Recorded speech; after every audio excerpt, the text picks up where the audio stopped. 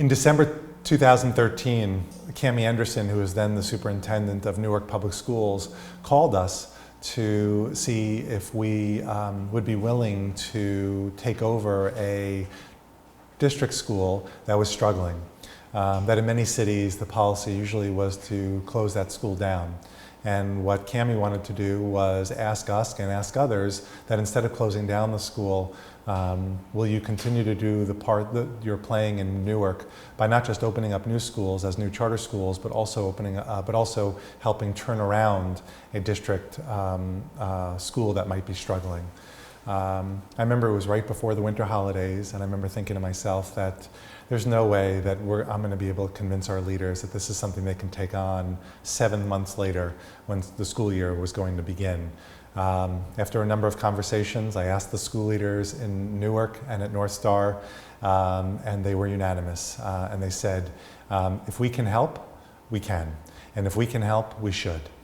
And so we ended up working with the principal of North Star, of what was then called the Alexander Street Elementary School, to figure out a way to transfer the students who were in the school that year and who had been going to the school for years before and come to our school. So the only stipulation was every student at Alexander Street Elementary School had first priority and first choice and automatically got into what was then going to be called North Star Alexander Street Elementary School. And we worked really closely with the principal, Maria Ortiz, who then talked to the kindergartners, talked to the first graders, talked to the second graders to tell a little bit about what we were trying to do. Because we wanted to show, after all these years of being criticized, that somehow we were creaming students, that we were picking our students, even though students came to us completely at random through a lottery. In the early years, we used to put names literally in a box and pick them out at random, and that's how we got our families. We were excited to not only just help the families at North Star Alexander Street Elementary School, but also to show from a public policy perspective that it doesn't matter who comes to our school. We're still going to deliver the same quality education, the same rigorous and joyful instruction that we expect in all of our schools. And so we really spent the spring working with families for them to understand exactly what our school was about. And we ended up opening up the school, like in all of our schools, in August of 2014. Kindergartners through with about 300 kindergartners through fourth graders. And we've been really happy with what we've done there. In 1998, when we opened up our first school, we thought with the flexibility that we had as a charter school, we were going to pull out of our pocket the one solution that had somehow been escaping educators since Horace Mann had come up with the idea of a common school over 150 years ago.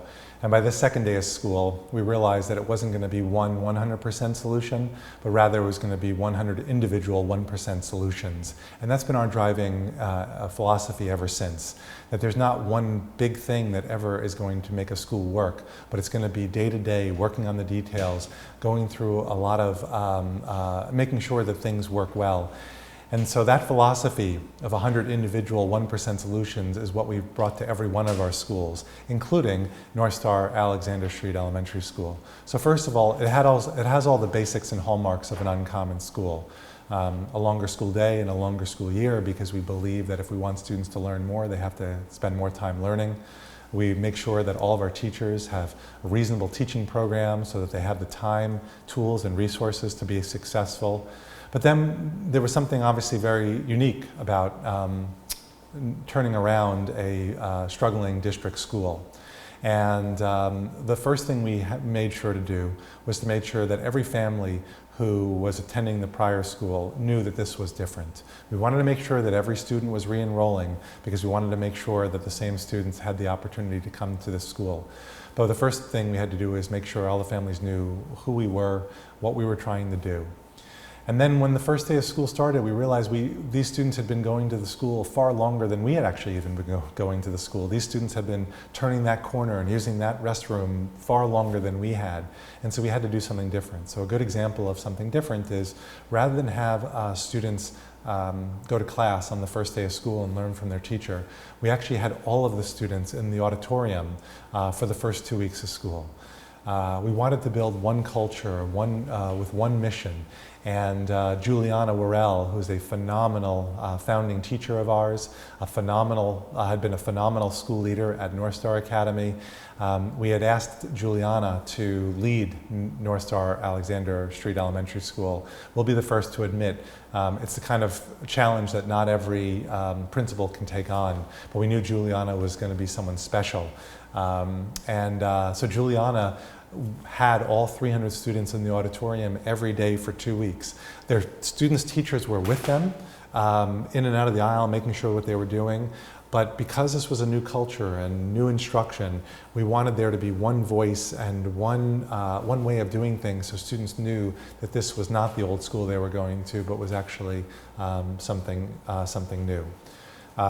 When we do something like a turnaround, we also know it takes phenomenal people. So it's not just Juliana as a special principal, but we also asked a number of teachers who were superstars at their other North Star campuses to come over, leave their school, leave where they were comfortable, leave their position so that they could actually become pace setters at this new school. So while we knew we would be hiring a number of new teachers who had never been part of Uncommon Schools, we also made sure that every grade had a veteran teacher who could be the pace setter and the model for everyone else. Because most struggling schools have an issue of student culture, we also made sure to have 2 deans of students at the school, including 1 veteran dean of students, who could work with families, work with students to make sure that student culture was as vibrant as it could be. Because most struggling schools also have students who have experienced a lot of trauma, have gone through a lot in their, whether it's their home experience or the kind of school they'd been to in the past, we also knew we needed to meet the social and emotional needs of the students. And so while we made sure that we also had enough social work staff in the opening of a school as well. Because our 3rd and 4th graders were so far academically behind, having not gone to one of our schools before, we had to make sure that we had to write a curriculum that was pitched at their academic level, but also at the same time written in a language and vernacular that treated them as 8- and 9-year-olds. And so that was critical for us to do as well. And so actually our 3rd and 4th graders were taking 1st and 2nd grade assessments in the first few years. But I'm happy to report that by the end of the year, not only were the 3rd and 4th graders taking the 3rd and 4th grade interim assessments like their peers across Uncommon, but that the entire school had closed the achievement gap in math and had tied the state performance in reading.